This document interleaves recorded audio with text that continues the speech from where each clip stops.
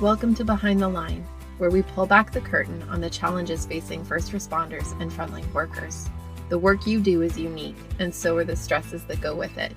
Join me as we tackle key issues to reduce risks for burnout, and as we work to support you in doing the job you love without sacrificing being the kind of person you want to be.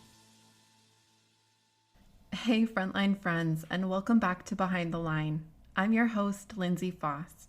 If you're new to Behind the Line, I'll let you know that I'm a clinical counselor specializing in trauma therapy. And after years working with first responders and frontline workers around issues like burnout, compassion fatigue, PTSD, and related OSIs, I've become a passionate wellness advocate and educator for those who sacrifice so much for our communities out there on the front lines. Behind the Line is a place for us to talk about the real life, behind the scenes challenges facing you on the front lines. I created this podcast with the hope of bringing easy access to skills for wellness, allowing you to find greater sustainability both on the job and off. I want to welcome you back as we move into week 2 of our series on daring leadership and working at empowering you with tools in an effort to cultivate a new generation of leaders who can work at changing our very broken systems from the inside out. Now, last week, I spent time talking about the brokenness of the system and the many challenges we face in making real, meaningful change to systems that are large, complex, and deeply entrenched. I also shared about my own experiences witnessing a different way of being in an organizational setting and the difference this makes in supporting sustainability. We did a bit of an overview last week of some of the broad concepts that have been shown by research to make a real and tangible difference for organizations who work to implement these pieces. And this week, we're starting to dig a bit deeper into the nitty-gritty of what it means to engage in daring leadership. The concepts we're talking about in this series are taken from the incredible work of Brené Brown and her book, Dare to Lead. I'll continue to link to this book as well as some of her other books and resources in the show notes throughout the series. And for those genuinely interested in being change makers, I would strongly encourage you to snag the book and follow along as we walk through the concepts here and applications within frontline workplaces and bureaucratic systems. In last week's episode, I summarized some of the defining aspects identified by Brené's research of daring leadership, and we talked about 4 skill sets that she says can be taught, observed, and measured. That means that they're tangible and applicable pieces that we can learn, develop, and hone to make use of. These skill sets are shown in the research to be foundational requirements for courage. Now, what does courage have to do with leadership? Well, let's remember that according to her research, Brené Brown defines leadership as anyone who takes responsibility for finding the potential in people and processes and who has the courage to develop that potential. What we're saying right off the hop is that leadership is not just bossing people around. It's not simply making decisions or managing people. To qualify as true leadership, there needs to be an intentional effort directed at seeing people, seeing their potential and working alongside them to develop that potential, which can only happen well when we invest in showing up courageously ourselves with a willingness to rumble with vulnerability, to live into our values, to brave trust, and to learn to rise. These are the 4 skill sets that make up courage as it relates to daring leadership. And over the coming weeks, we're going to break down each and every one. Today, we're going to start with what it means to rumble with vulnerability. Now, if you're new to Brené Brown's work, you should know that one of the pieces that has significantly informed her work and the language she uses is a quote by Theodore Roosevelt during a speech given in 1910 where he said this: "It is not the critic who counts, not the man who points out how the strong man stumbles or where the doer of deeds could have done them better. The credit belongs to the man who is actually in the arena, whose face is marred by dust and sweat and blood, who strives valiantly, who errs, who comes short again and again, because there is no effort without error and shortcoming. But who does actually strive to do the deeds? Who knows great enthusiasms, the great devotions? Who spends himself in a worthy cause? Who at the best knows in the end the triumph of high achievement? And who at the worst, if he fails, at least fails while daring greatly, so that his place shall never be with those cold and timid souls who neither know victory nor defeat. This speech by Theodore Roosevelt is echoed repeatedly in Brené's work because it emphasizes that the credit belongs to those who risk to be in the game, not just the spectators and criticizers of it. The credit belongs to the man who is actually in the arena.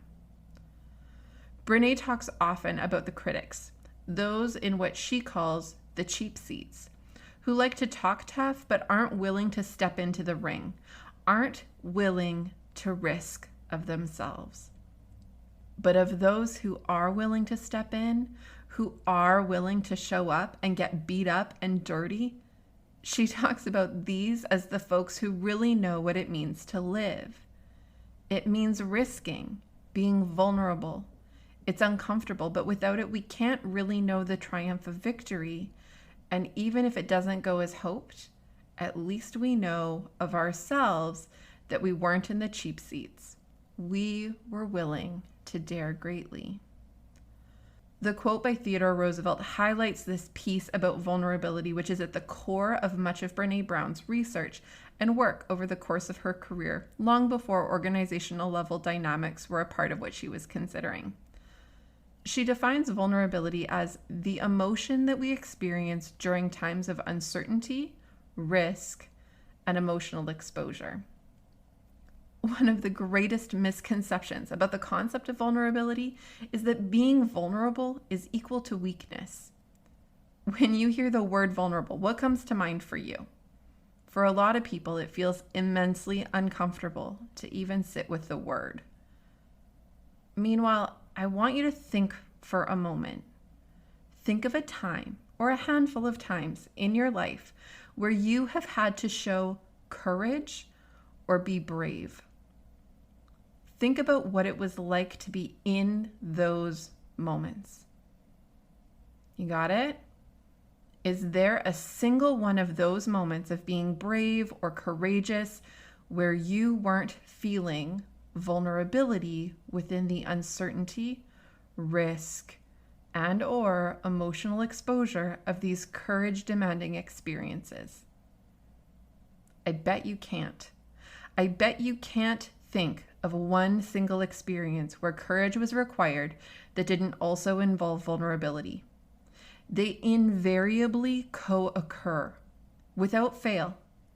And if courage means strength, then invariably vulnerability must also. Evidence from the research has reflected this time and time again. Vulnerability is not weakness. It is inherently tied to experiences where we showed strength, determination, courage, bravery. You cannot have one without the other. Engaging vulnerably with ourselves and with others takes strength and courage to step out from behind the masks and the armor that we wear to be seen, heard, and known. We risk the possibility that others might not care for what they see, hear, or know of us. But it is also the blissful space where we have the opportunity to experience genuine connection. Now, I mentioned last time that vulnerability is not the same thing as over-disclosure. Sometimes we can get that twisted. Vulnerability acts closely alongside boundaries. What's more vulnerable than outlining your boundaries and limits, really?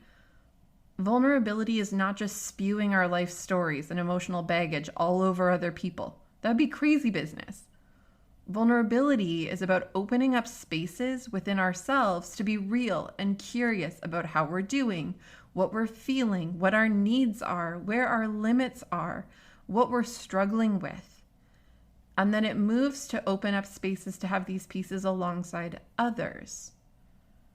If you remember back a few weeks ago when we had ICU nurse Courtney Jewell on the show discussing processing the pandemic, she shared about this exact piece.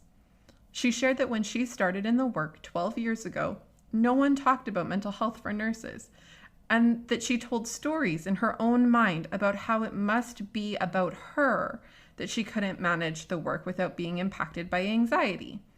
Somehow it was about her deficits. But now she shares more openly with others in her workplace about where she struggles and what she does to support herself, so that newer nurses know that this is normal and that they have power to do something meaningful about it, rather than suffering in silence, believing that their struggles are an indication of their own inability to hack it. This is vulnerability, opening up space for real, honest conversations, both with ourselves and with others. Okay, so what does it mean to rumble with vulnerability? Vulnerability within ourselves can be a rumble of its own kind. And when we engage vulnerability with others, we step into a new kind of rumble that brings up that person or those people's vulnerability baggage as well.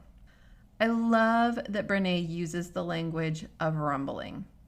It's not a fight, but it's not a fight. It's the uncomfortable place that we're intentionally choosing to interact in an effort to get something meaningful.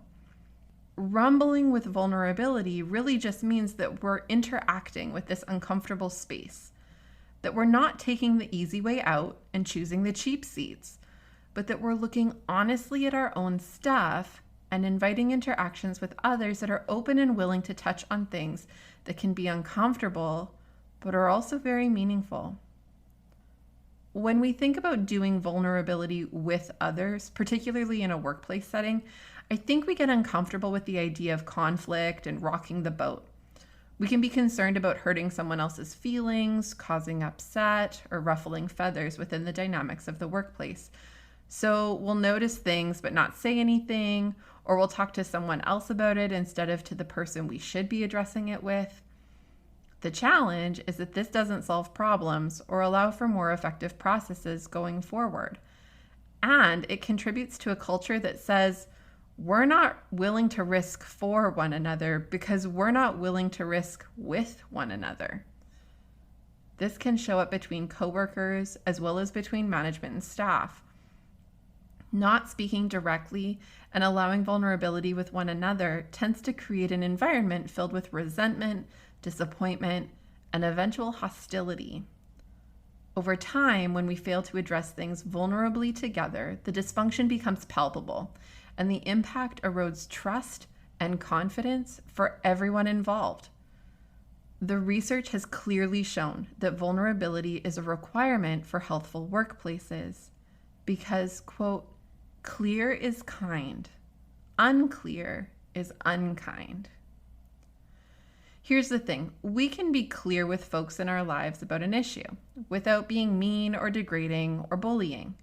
Often, being clear allows us to avoid these pieces because it doesn't leave time for awkward silences and growing resentment to build to a place where we do act out of our own character. It saves everyone the headache of the buildup, and it allows everyone a greater chance at success to move forward while collectively working at meeting expectations. It gives space to check assumptions, to reduce guessing, to clarify needs, goals, and directions, and it creates a culture that says, this is what we do. We talk about this shit and work together, rumble together to figure it out so that we all benefit. We're not afraid of the discomfort because we value each other and we trust the process. Okay, as I say this, I am very aware that I am going to get a zillion emails and social media messages letting me know that this is not something you can do in your workplace because of fill in the blank. And I get it. You're in a system that's broken. There's only so much you can do to patch up the gaping holes all by yourself. And stepping into some situations vulnerably is likely to end badly for you. I hear you. Let me clarify that this is going to have to happen in some baby steps. And in different organizations, this might look a little different. I had the gift of literally creating an organization that was made to reflect these values and practices from the get-go. Other organizations recognize the need for a change and invite Brené Brown herself to come and train their entire management team on how to do this better. I know of other organizations that did the Dare to Lead book as a management training and worked to implement the tools collectively.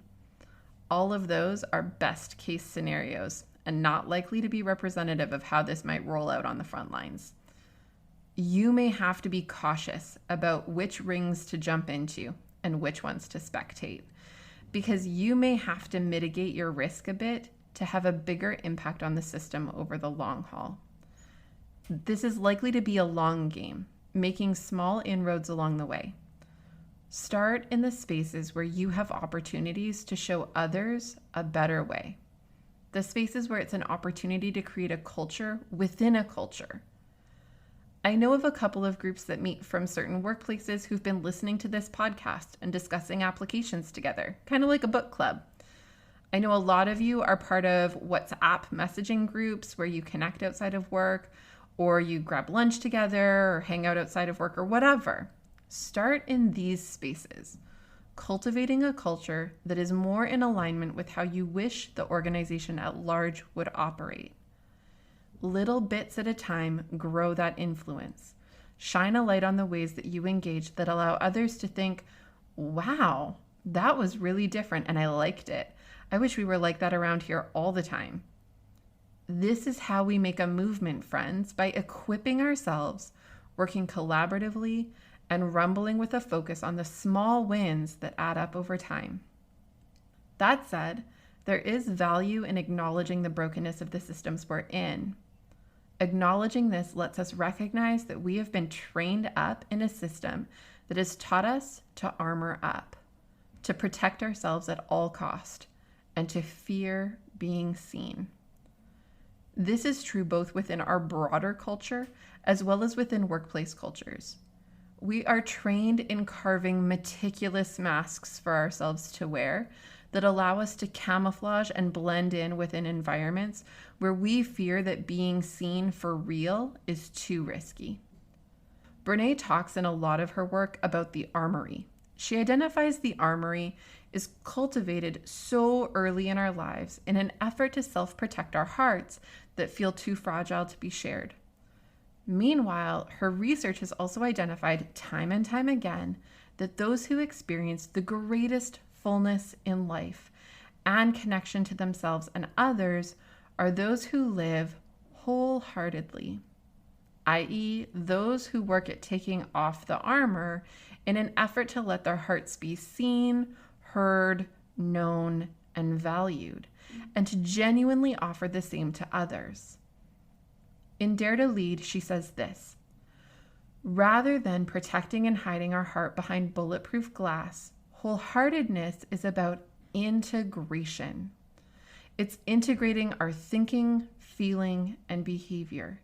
It's putting down the armor and bringing forth all of the scraggly, misshapen pieces of our history and folding in all of the different roles that, when falsely separated, keep us feeling exhausted and torn to make a complex, messy, awesome, whole person.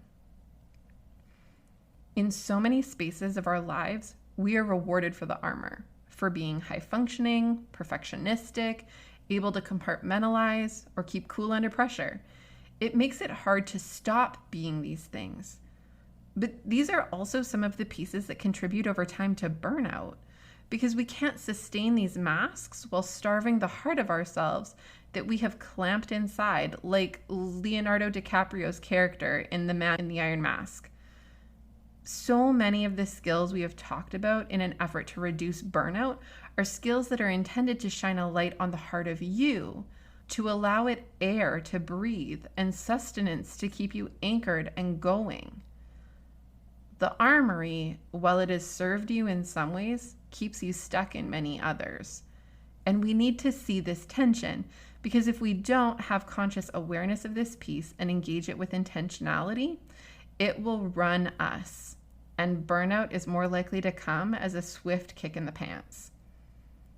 In her book, Brené outlines some key differences between armored leadership and daring leadership. And I'll link to a version of this I found online in the show notes. I really encourage you to take a look and notice the areas you would benefit from growing in as a leader in influencing those within your sphere, no matter how big or small that may seem at the present moment.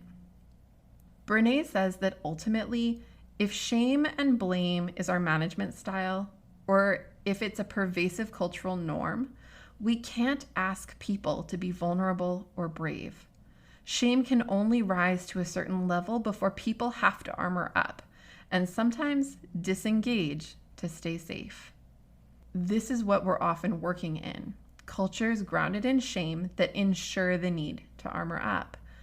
But then they lose people's abilities to be brave, creative, innovative, and engaged. This is how we lose good people and burn them out.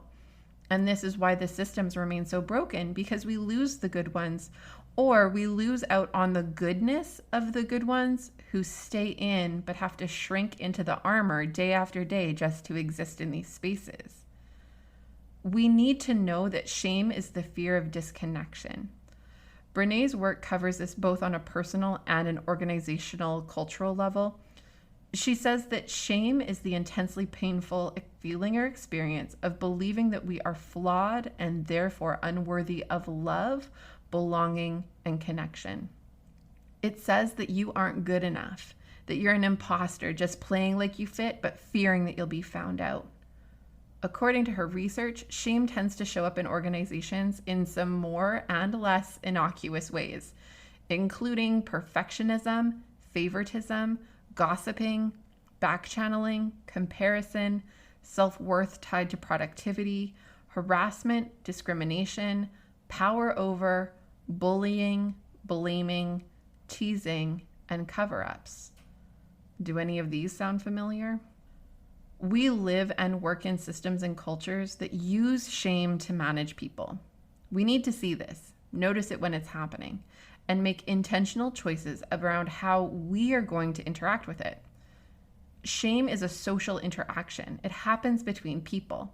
It's the breeding ground, but it's also the healing ground.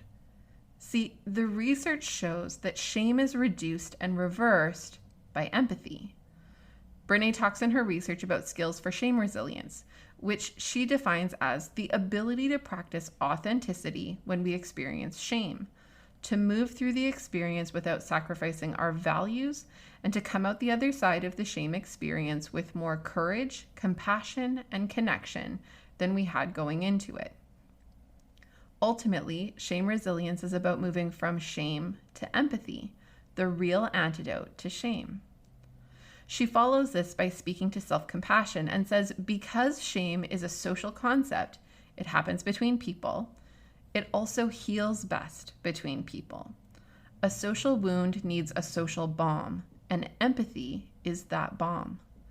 Self-compassion is key because when we're able to be gentle with ourselves in the midst of shame, we're more likely to reach out, connect, and experience empathy. Are you hearing this? Self-compassion, which grows out of caring for ourselves well and valuing ourselves, is a key to being able to seek support when we feel shame and receive empathy to heal shame experiences. This allows us to engage in ways that manage the armory and permit for wholeheartedness. Do you see how so many of the skills we've been talking about over the course of the podcast fit together into a bigger puzzle? Resilience skills, mindfulness, self-care, the ability to check in with ourselves and process, it all matters as we work at engaging our work and our lives from a place that is grounded in wholeheartedness and seeks to allow our hearts to have a place in the craziness of it all, without always having to be sheltered behind 1,000 layers of bulletproof glass. We want to feel connected to our families, to laugh genuinely with our friends, to be present on holidays, to feel calm sitting in the sunshine. And we want this for those we work with, who we know also sacrifice so much of themselves to show up day after day to care about people who need you and the skills you bring. They are good wants, and you should be able to have a good chunk of them. But it's so much harder within systems that demand the armor, that discount valuing those of you working so hard to give so much. And it's really hard to take the armor off when you know you just have to put it on again tomorrow. And it changes us. Slowly but surely, we have a harder and harder time knowing the difference between the armor, the masks, and who we are on the inside. We have to change it, little bits at a time. I know we're tackling big pieces here. Taking on the system is no small feat. As we navigate this, I'm going to encourage you to look for the small wins. Use some of these skills in the spaces where you have a sphere of influence. Gradually work at cultivating a culture. When people get a taste of this kind of culture, they will chase after it and want to learn how to walk it with you. That's been my experience. As I mentioned, I know that several people have reached out to share with me about how they are connecting as groups of staff or in consultation groups to check in together, as well as process and work out applications for the podcast topics week to week into their own workplaces and work-related experiences. You may find it helpful to do something like this, your own little rebel alliance within the system, making change from the inside out. If you do, I would love to hear about it. Generally, I love hearing from you, and you can always find my email and social media contact info in the show notes. I value so much those of you who follow me on social media, who like, comment, and share with those you care about, and I appreciate those who have subscribed to the podcast and to our weekly email list. We will continue working at developing leadership skills for a killer new generation of connected, wholehearted leaders. Join me again next week as we continue this series. And until next time, stay safe.